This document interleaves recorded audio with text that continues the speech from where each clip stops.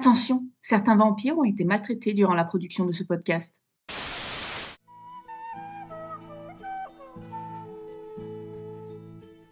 Ce chapitre commence comme une blague car Bella et Edward sont dans une voiture. En vrai, si Bella était un croque-monsieur, je sais pas si j'hésiterais. Ouais, tout ce côté BDSM du coup que j'ai pas du tout noté, mais c'est vrai que maintenant que vous en parlez... Puis son consentement, pourquoi en fait ? Pour qu'il la bute. Franchement, Bella, c'est un bébé et lui, c'est un connard. Il est horrible. Il est infect, j'ai envie de vomir. Je suis trop innocent. Il n'y a pas de scène de cul dans Twilight.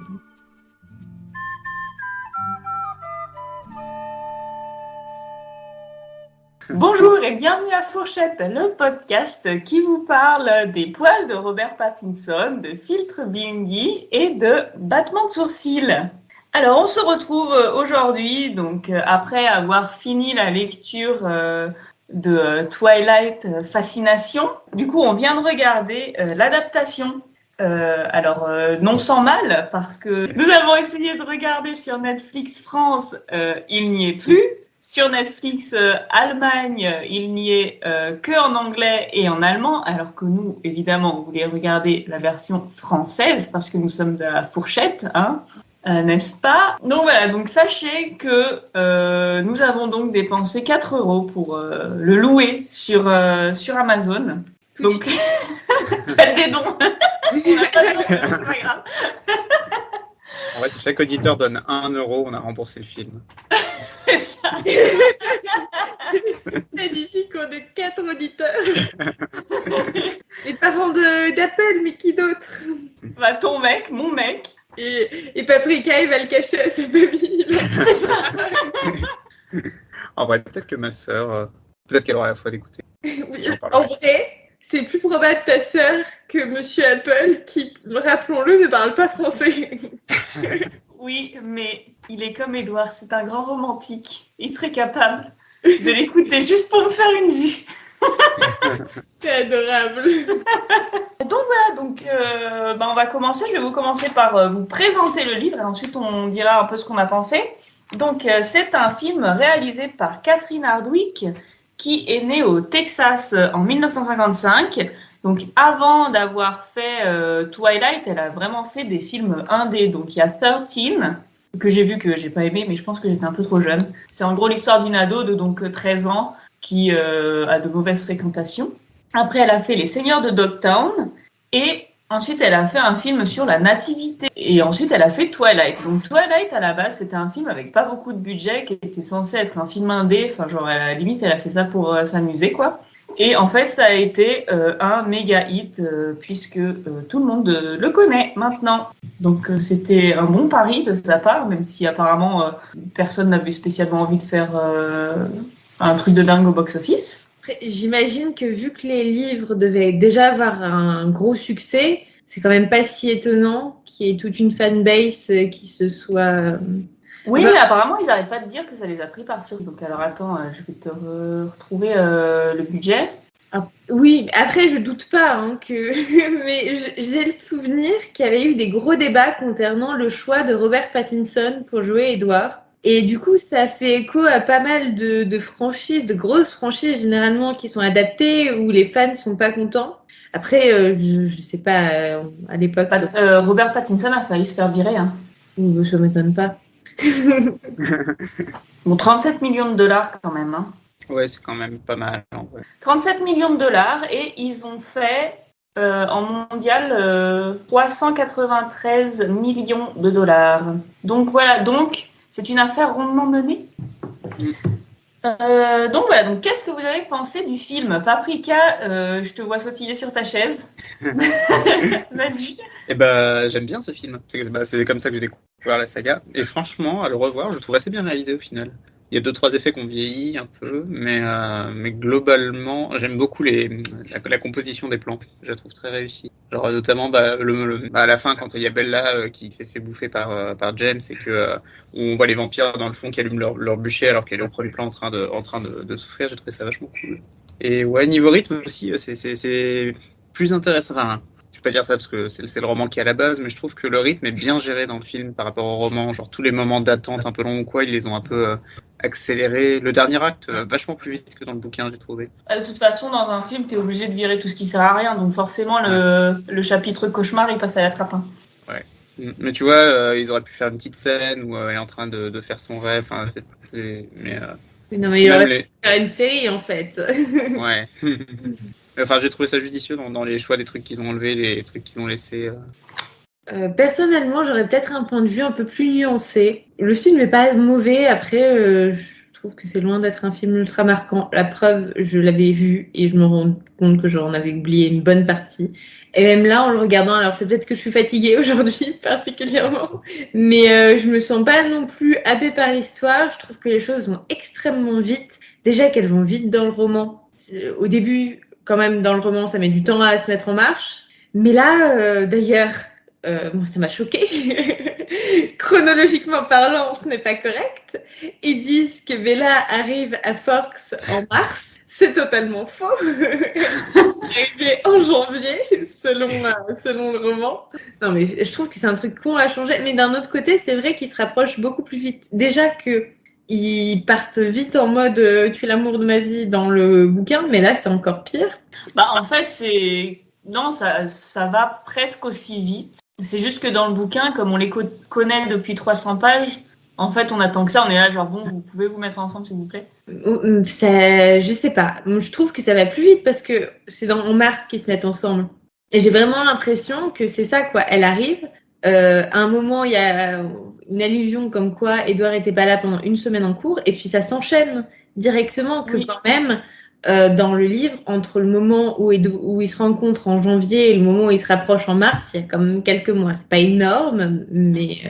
Ouais, enfin, tu sais, la dernière fois, dans le livre, il lui dit « Tu es toute ma vie », alors qu'ils ont juste mangé à la cantine 2 fois, tu vois.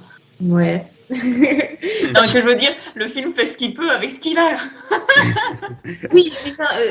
Oui, mais non, en fait, parce que il aurait pu, quitte à avoir déjà une histoire qui se passe vite, ne l'accentue pas. Ah, mais ça aurait été super long au début. Enfin, moi, perso, le roman, j'ai trouvé vraiment qu'il met beaucoup de temps à démarrer. Ils mettent bien 1 heure à se mettre ensemble. Hein. Ça fait la moitié du film. Hein. Moi, je trouve que ça va trop. Non, mais ça met la moitié du film, en fait. Tu vois, au niveau du rythme, pour une romance, c'est pas non plus... Non, c'est vrai. Il y a quand même des choses bien dans le film. Notamment, et on en avait parlé pendant l'analyse du livre, à un moment, on était assez bizarre. Il n'est pas censé avoir des gens qui meurent, des soi-disant attaques d'ours, tout. Et en fait, ça n'apparaît pas dans le roman.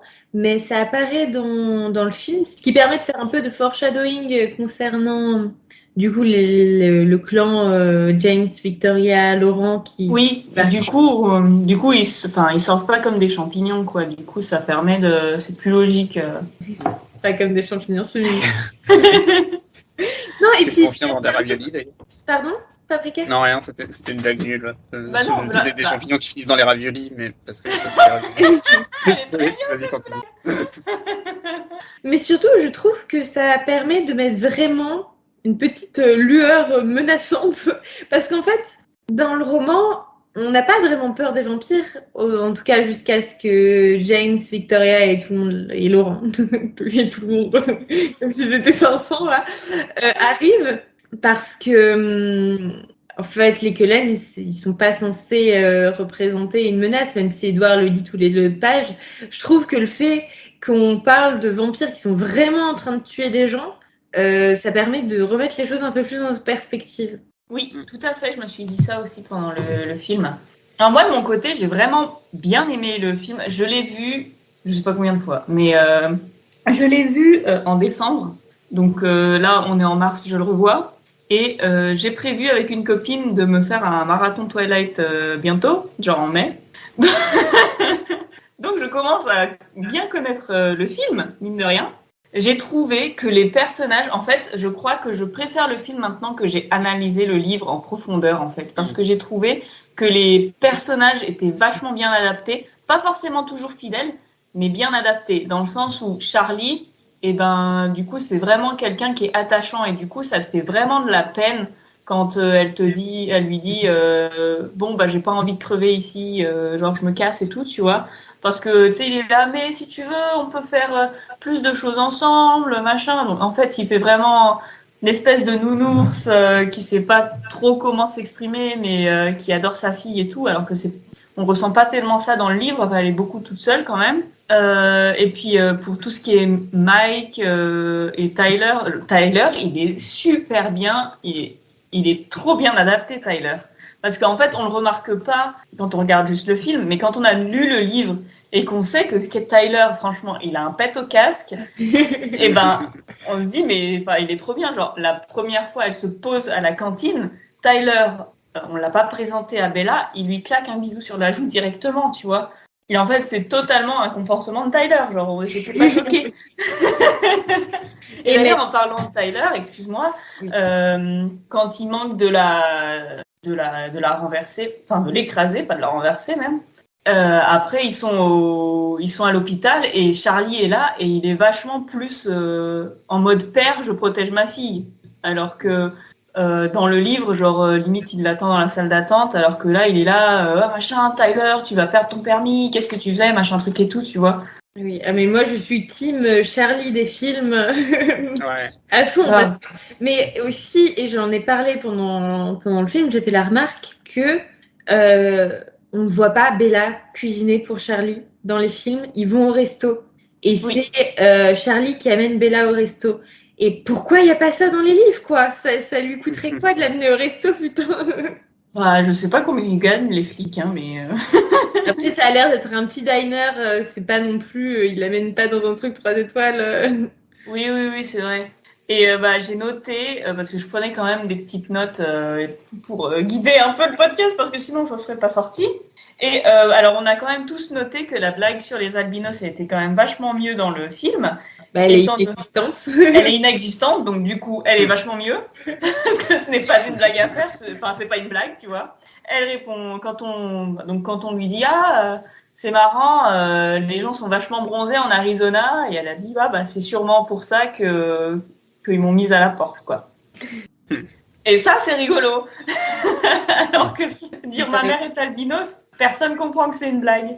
Mais est-ce qu'on peut parler de ce personnage qui a quasiment 0 ligne de dialogue, mais qui est super bien adapté, que par toute son attitude, on voit tellement son caractère, Emmett. Oui.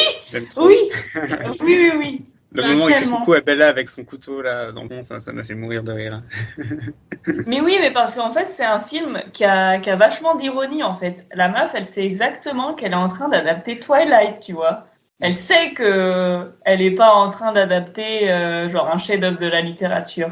Et du coup, elle a glissé plein de petites blagues. Et évidemment, je les ai pas notées. J'étais à fond dans le film. Mais oui, j'ai noté par exemple quand Bella arrive et que les Cullen en fait cuisinent pour elle. Et Emmett lui fait coucou avec le couteau, alors que voilà, c'est un vampire. Il fait coucou avec le couteau en mode je vais te tuer. Voilà, c'est rigolo. Bon, du coup, maintenant que je l'explique, c'est plus drôle.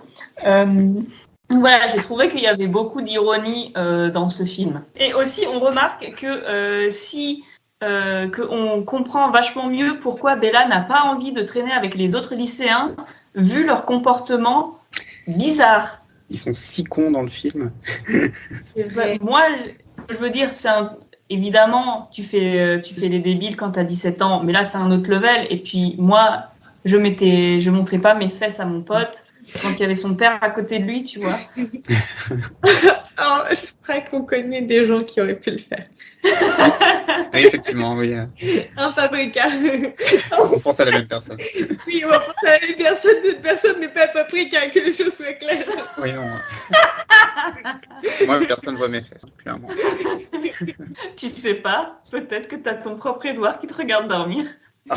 J'ai un mezzanine, c'est compliqué en vrai. Moi qui monte à l'échelle. Il est en traction toute la nuit.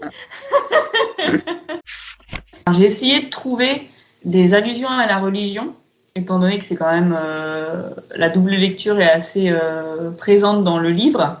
Donc j'ai juste trouvé les ailes de chouette dans le dos d'Édouard quand Bella arrive en salle de bio. En fait, il y a une chouette qui est derrière Edward et du coup, elle a ses ailes de chaque côté du dos d'Edward, donc comme si c'était ses propres ailes à lui. Et ensuite, Bella porte un espèce de chapelet autour de la main. Enfin, vous savez, ces espèces de bracelets en bois avec des seins sur les...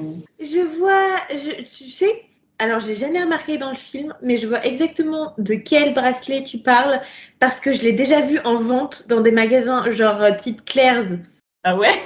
Bah oui, tu l'as acheté le bracelet de Bella. Je suis sûre, je cherche sur Vintage, je le trouve. D'accord, bah écoute, elle porte ça, donc voilà, donc c'est assez discret, mais du coup, Bella qui n'est pas du tout religieuse, enfin en tout cas la religion, elle est en sous-texte dans le livre, mais dans le film, du coup, on voit que Bella est clairement croyante, du coup, vu qu'elle porte ce genre de bracelet.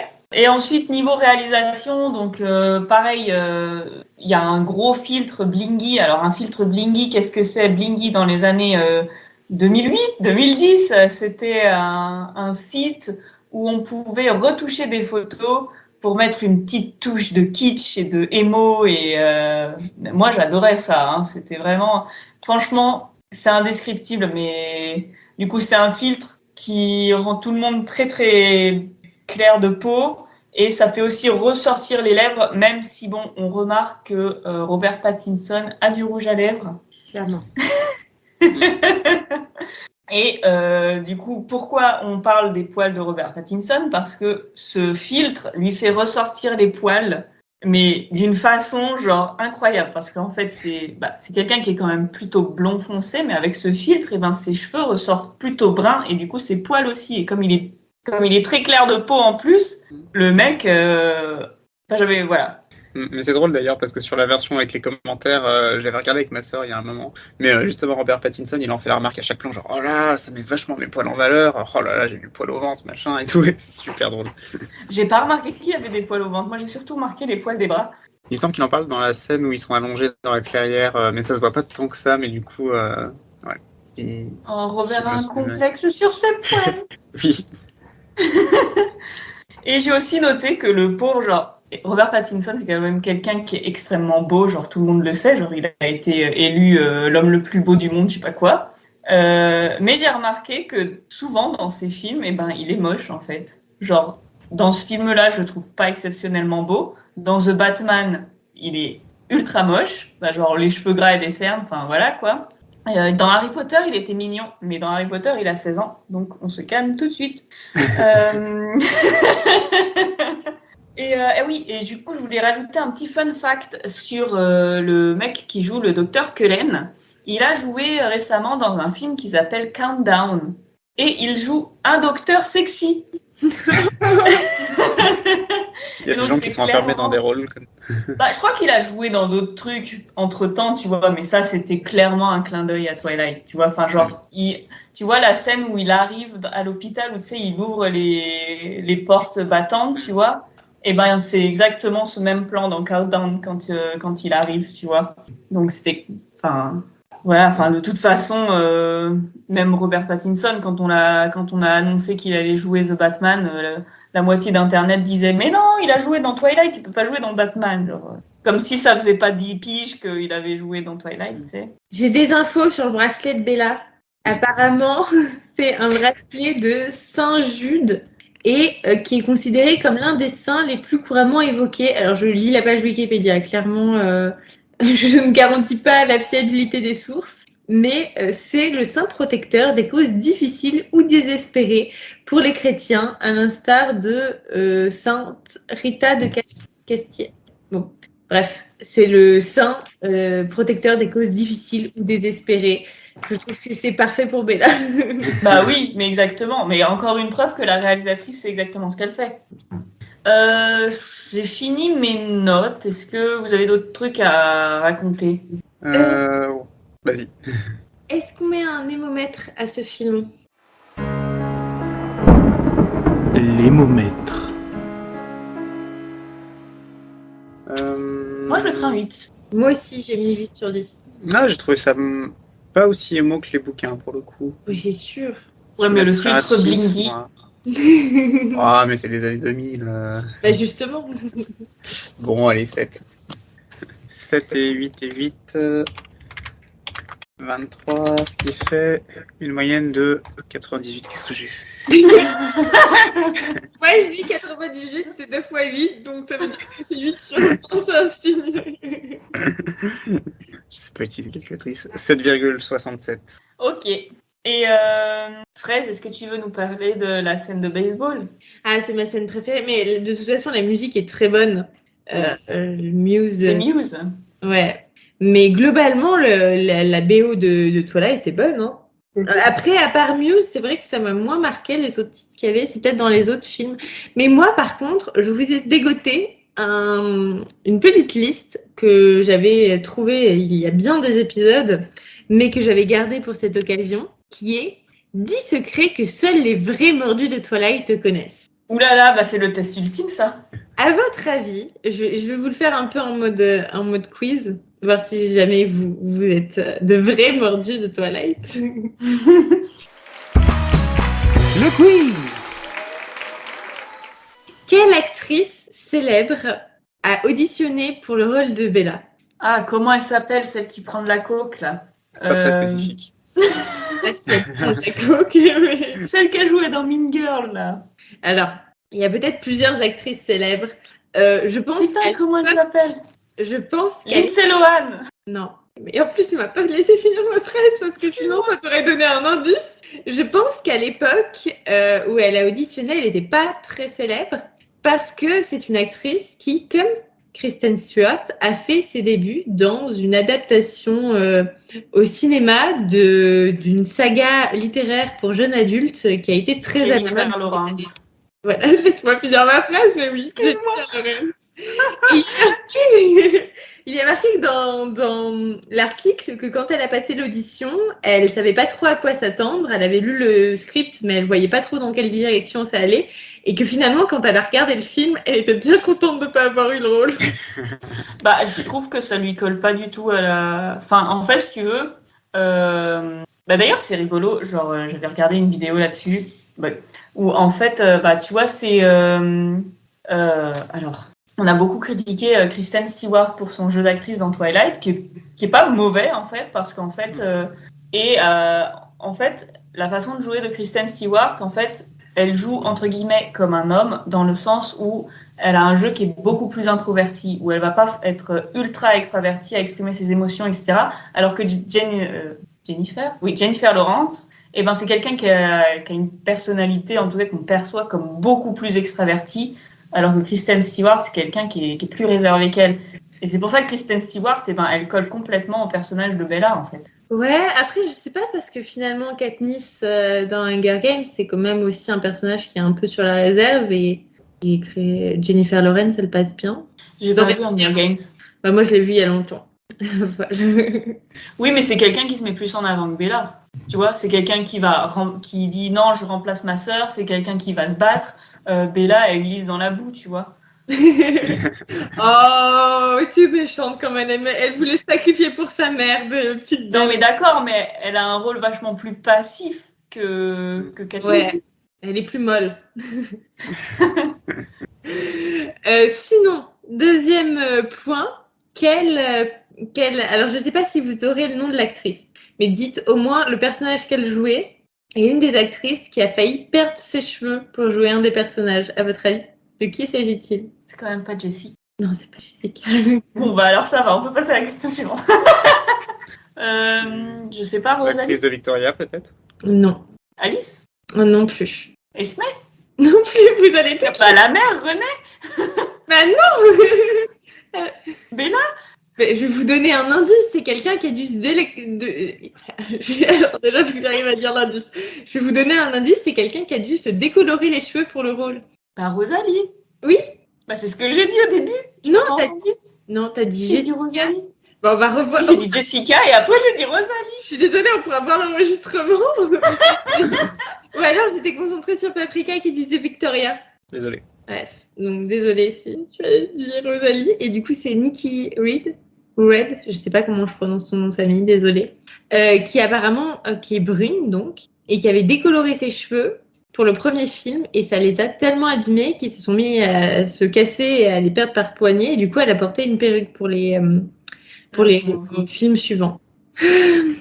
Donc, pour tourner ce film, Robert Pattinson a dû prendre des leçons pour effectuer quelque chose dont il n'était pas capable avant le tournage. À votre avis, de quoi s'agit-il? La conduite. Je vais dire ça aussi. Exactement, il n'avait pas le permis à 22 ans lors du premier film et du coup, il a dû avoir le permis. Beaucoup de gens connaissent à 27 ans qui n'ont pas le permis. Non, mais on ne vise personne. Non. Oh. Alors, je n'ai pas voulu le faire deviner parce que c'est un peu difficile à faire deviner, mais apparemment, Robert Pattinson devait aller chez le coiffeur une fois par semaine pour garder tout le temps la même longueur de cheveux pour jouer Edouard. Ça m'étonne pas. J'ai ma coiffeuse qui me dit qu'elle a un client qui vient toutes les 2 semaines pour se faire couper un demi-centimètre. Ah, mais ça m'étonne. Franchement, alors pour le contexte, je me suis rasé la tête il y a quelques mois.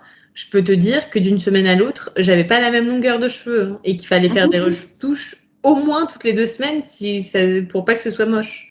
Mais du coup, d'ailleurs, tu ne ressembles plus à Edouard, je suis très triste. Bah oui, j'ai eu une période Edouard pendant quelques semaines, mais comme je vous le dis, ça pousse vite les cheveux, donc dommage. Mais du coup, je me demande si c'est pas une pratique finalement assez courante dans le cinéma, parce que quand tu dois jouer à un personnage pour qui le temps ne se... enfin, j'imagine qu'en plus, quand tu tournes pas les scènes chronologiquement, tu dois quand même garder à peu près toujours la même longueur de cheveux pour que ce soit... ça fasse pas faux raccord.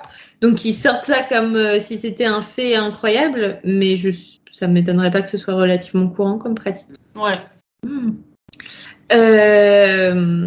Alors, on est totalement d'accord que tous les acteurs qui jouent des vampires portent des lentilles de contact colorées, forcément. Mais quel autre acteur ou actrice a dû porter des lentilles colorées pour son rôle? Kristen Stewart. Elle a les yeux verts. C'est ça, elle a les yeux verts. Et du coup, pour avoir les grands yeux marrons de Bella, elle a dû porter des lentilles de contact. Et il y a même des gens qui disent que c'est à cause de ça qu'elle bat les paupières tout le temps. C'est possible. J'ai pas remarqué. Autant les lentilles des vampires, elles sont obvious, que je trouvais ça très discret pour Bella. Je pense que c'est une couleur naturelle, je pense. Bon, il y a le fait que Robert Pattinson a failli être viré. Apparemment parce que le studio de production trouvait qu'il jouait de façon trop sérieuse et dramatique. Mais moi, je trouvais qu'il jouait trop bien. Enfin, dans le sens où, genre, il a l'air ridicule, évidemment, mais en fait, genre, il a lu le script et il l'a très bien adapté, son personnage. Je suis désolée, genre, il joue exactement. Enfin, maintenant qu'on a lu le livre, eh ben, je n'imagine pas quelqu'un jouer Edouard autrement que comme ça, en fait. Il est parfait. Ah non, mais je suis totalement d'accord. Et quel autre acteur, c'est aussi un fait relativement connu, c'est un grand indice que je vous donne, hein, a failli être viré à la fin du premier volet? Taylor Lautner. Exactement. Puis après, il a dit, vous savez quoi, je vais prendre 20 kilos de muscle. C'est ça. Et dernière question de ce petit quiz improvisé. Il a été interdit à Kristen et Robert une chose pendant le tournage. Qu'est-ce que c'était? Sortir ensemble? Alors. Waouh! le temps de finir ma phrase, que après elle est on fire. Mais je t'ai dit que je perdais je passais la moitié de mes journées sur Internet. Alors, dans l'article, en tout cas, c'est même pas écrit sortir ensemble, c'est écrit que la réalisatrice leur avait interdit de tomber amoureux. Oui, mais tu sais pourquoi? C'est parce qu'en fait, Bella... continue, oh là là. C'est parce que en fait, parce qu'après, j'ai un point people, donc du coup, voilà. Alors, je commence, après on fera le point people. Parce qu'apparemment, quand le tournage a commencé, Kristen Stewart, elle avait 17 ans et Robert, il avait quasiment 22 ans. Et en Oregon, là où il tournait le film, l'âge du consentement est fixé à 18 ans. Et du coup, il y aurait eu potentiellement des petits soucis judiciaires si jamais ils se rendaient compte qu'ils étaient ensemble. Et je réalise, 17 ans, c'est super jeune pour tourner dans un film comme ça.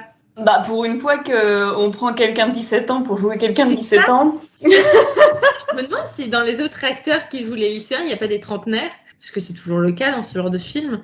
Mais oui, elle avait bien 17 ans. Et je me suis fait la remarque pendant ce film, j'étais ah, c'est fou quand même, elle fait vraiment 17 ans. Moi, je trouve qu'elle fait plus. Ah, je sais pas, moi ça m'aurait pas choqué de la voir dans un lycée. Mais bref, Apparemment, du coup, la réalisatrice a dit à Robert, Cash, n'y pense même pas, tu seras arrêté. Oui, alors tu sais pourquoi? Parce qu'en fait, ce qui s'est passé, c'est que Robert, j'arrive pas à croire qu'il s'appelle Robert, Bobby, il était sur la paille en fait, parce qu'il est anglais à la base, il n'est pas du tout américain. Donc il a dû prendre un vol jusqu'aux États-Unis, donc probablement jusqu'à Los Angeles, ou au moins jusqu'au Texas, pour aller chez la réalisatrice pour tourner une scène avec Kristen Stewart. Et donc c'était une scène de baiser. C'est peut-être une fausse anecdote d'Hollywood, mais apparemment il y avait une alchimie incroyable, tout ça, et que même s'il y avait eu d'autres personnes qui jouaient très très bien, et ben en fait Robert Pattinson a été choisi sur l'alchimie qu'il avait avec Kristen Stewart. Kristen Stewart qui elle avait été choisie depuis le début, genre il n'y a pas eu d'audition limite. Enfin la meuf elle savait exactement ce qu'elle voulait. Voilà. Bon et ben du coup il est temps de mettre mes heures perdues à bon escient. C'est l'heure de la Minute People. Alors, je vais d'abord présenter les deux protagonistes. Hein. Donc, on a d'un côté Kristen Stewart, qui est née en 1990, ce qui fait qu'elle a 33 ans aujourd'hui. Elle en a 32. Je suis 5. Oui, elle va en avoir. Wikipédia, parce que je suis en train de regarder justement l'âge de tous les acteurs. Elle est du 9 avril, donc... Oui, enfin, vu le temps qu'on a... Elle a 2 semaines avant d'avoir 33 ans. Oui, enfin, je sais pas quand est-ce que va sortir ce podcast. Si ça se trouve, elle en aura 34. Hein, donc...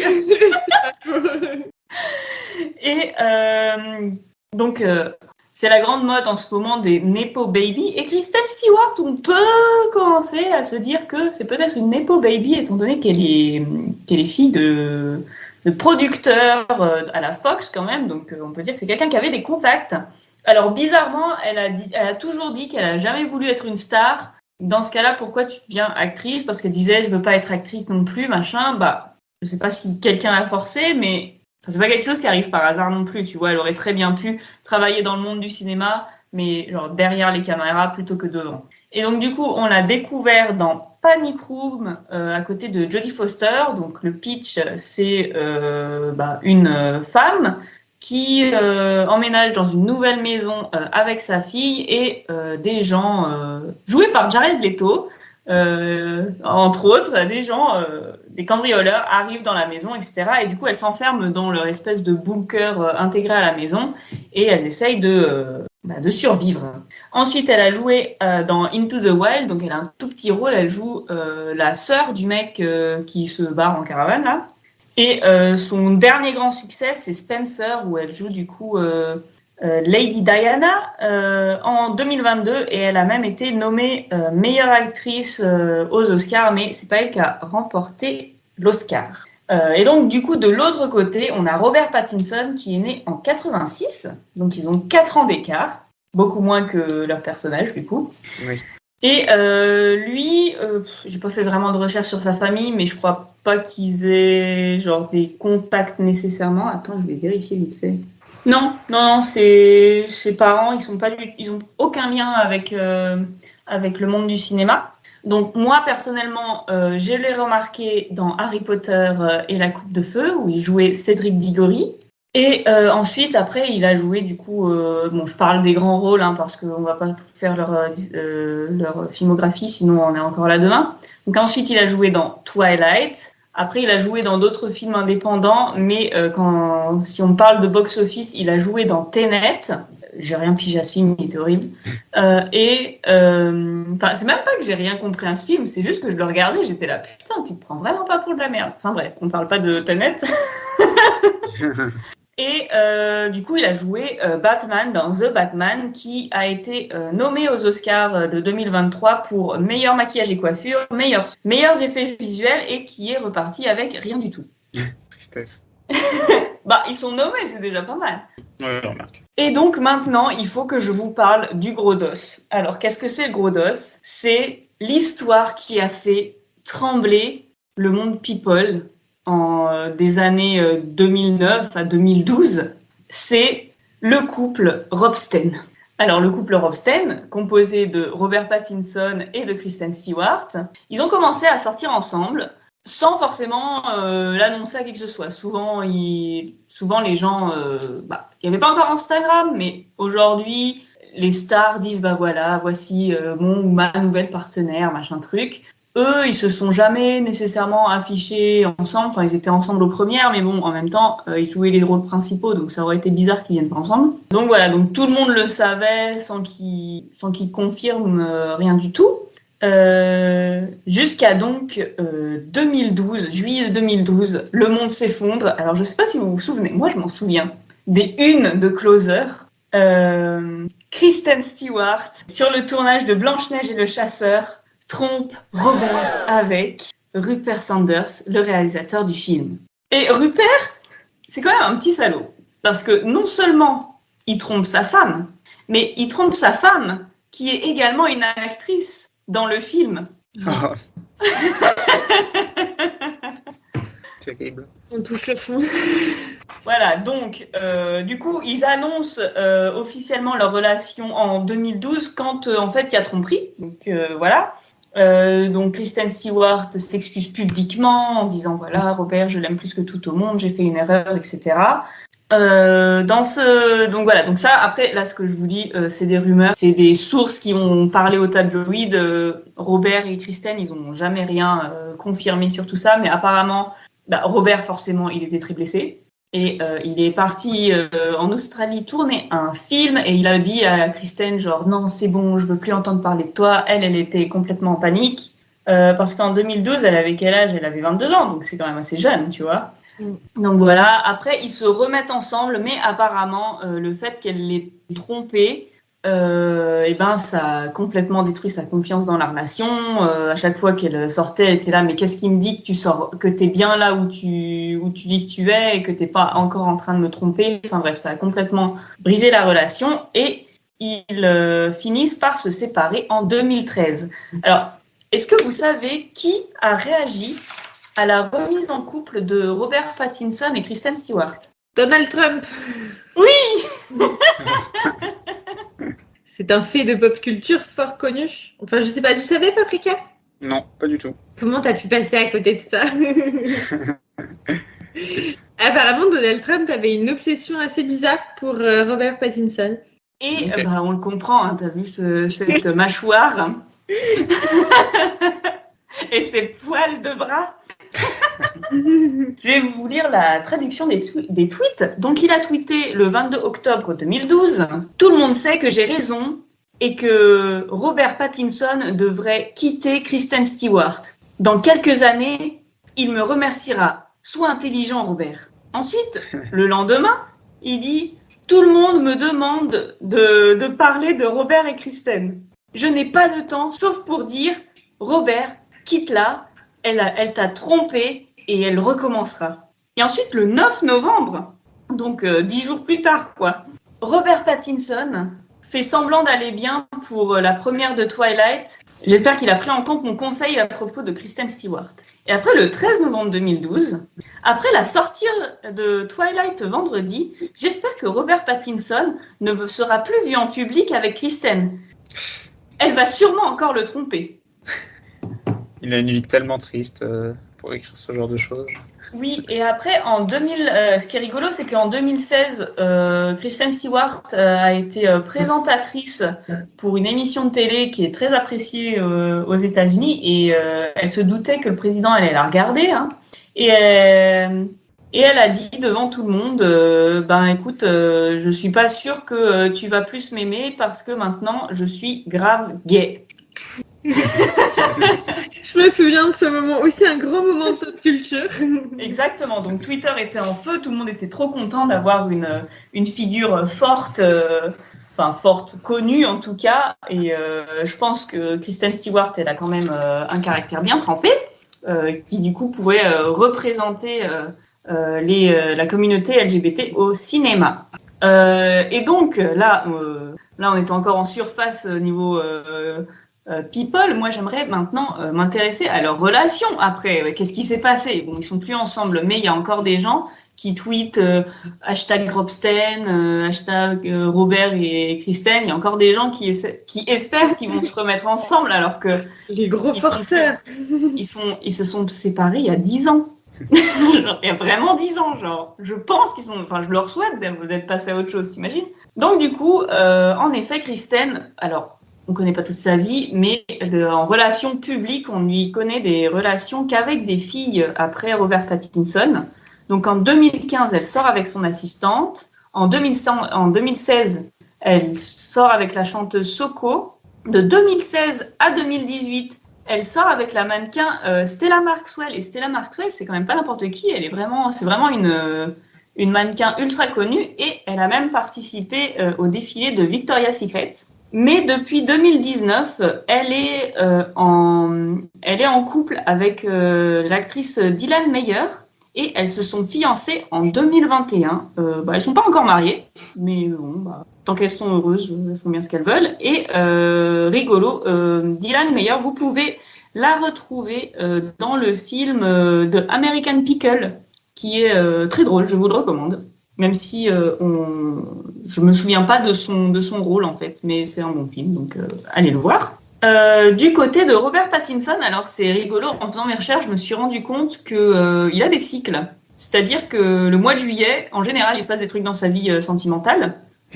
Parce que donc du coup, Kristen le trompe en juillet 2012 et il se sépare apparemment en mai 2013. Ensuite, il sort avec la chanteuse anglaise FKA Twigs de juillet 2014 à l'été 2017. Donc peut-être que c'est juin, peut-être que c'est juillet, peut-être que c'est août, nous ne saurons jamais.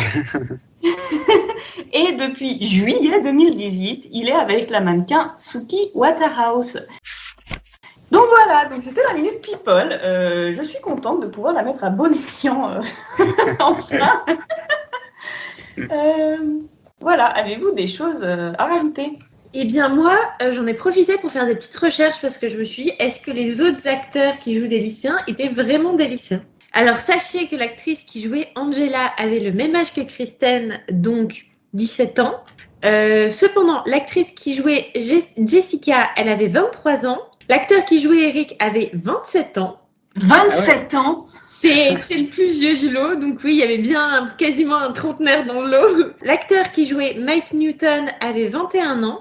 Et j'ai gardé la note un peu amère pour la fin. L'acteur qui jouait Tyler avait le même âge que Kristen, 17 ans, mais apparemment il n'a pas dû continuer une carrière d'acteur parce que j'ai eu du mal à retrouver son nom. Il n'a pas de page Wikipédia. Par contre, quand j'ai tapé son nom sur Google, j'ai appris qu'il était décédé en 2020 au suite d'une overdose, apparemment. Oh, le pauvre. Voilà, donc il est décédé à l'âge de 30 ans, il y a 2 ans. Ouais, oh, c'est triste. Bon, je pense qu'on a fait le tour. On peut officiellement clore cette première saison de Bienvenue à Fourchette. C'est fou. Ouais, je me sens toute chose. D'un côté, je sais pas, d'un côté je suis contente, d'un côté je suis triste. Il reste le bilan de la saison à faire. Oui, ouais, mais ça on va l'enregistrer dans longtemps. mais ça peut-être même qu'on aura commencé la saison 2 entre-temps. Ouais, sûrement, parce que j'ai pas envie de sortir un épisode, enfin une saison tous les 2 ans. Ce serait dommage. Parce que j'ai très envie de lire Midnight Sun. J'ai trouvé le PDF tout à l'heure. Interdiction de le lire sans nous. Ok, promis. Bon, et ben, qu'est-ce qu'on souhaite aux gens? Et ben, bonne année. Des relations moins toxiques que celles de Twilight, mais... Oui, enfin, comme l'a dit Robert Pattinson, la relation moyenne est beaucoup plus saine que celle-là. Après, franchement, si vous trouvez un vampire multimilliardaire qui a le secret de l'immortalité et qui est magnifique, est-ce qu'on est prêt? Non. Bon, je vais pas conseiller aux gens de mal se faire traiter, c'est hyper problématique. Ah, Non, en vrai, une petite claque de temps en temps, qu'est-ce que c'est quand t'as une Lamborghini? franchement, Oui. faites de bêtasse. Mais bon, soyez vénal un peu. On garde les yeux sur l'objectif. Non, mais j'ai envie de rebondir sur quelque chose qu'on avait dit pendant le prologue. Alors, ça remonte, hein, pour nous, c'était hier, littéralement. Ah, j'ai l'impression, c'est comme si c'était hier. Pour ceux qui écoutent le podcast, c'était il y a peut-être 6 mois. Hubert, j'ai oublié ce que je voulais dire. Ah, c'était il y a tellement longtemps. Oui, que finalement, nous étions 3 personnes qui, à un moment de notre vie, et nous avons eu honte de lire Twilight et d'apprécier Twilight. Et maintenant, enfin, à 25 ans bien passés, nous assumons d'apprécier, lire ce livre ensemble et je trouve ça beau. Mais tu sais que je suis en train d'être comme toi, complètement insupportable. C'est-à-dire que la dernière fois, j'étais avec mon mec et un de ses potes. Je sais plus pourquoi, je me suis retrouvée à leur faire une lecture hyper sérieuse de Twilight et de comment ça a amené tout 365 jours, etc. Dans la pop culture, etc. Et les deux me regardaient en mode « D'accord ». Non, mais je trouve que c'est une belle histoire finalement d'ado gêné à finalement jeune adulte décomplexé. C'est une belle évolution qu'on a eue. Je pense On garde des qu'on peut, pseudonymes quand même. Oui, alors on va pas mettre notre nom complet pour les crédits, hein, désolé. Mais j'aimerais du coup conclure cette saison sur les mots de Robert Pattinson, qui disait que c'était tellement 2010 de chier sur Twilight, mais qu'en général, quand il rencontrait des gens qui lui parlaient de Twilight maintenant, eh ben, en général, c'était des gens qui avaient de très bons souvenirs et qui avaient du coup beaucoup de tendresse pour la saga, et je crois qu'on fait complètement partie de ces gens-là. Exactement. Meilleure phrase de fin. Bon, et ben, à bientôt pour la saison 2. Portez-vous bien. À bientôt. Salut.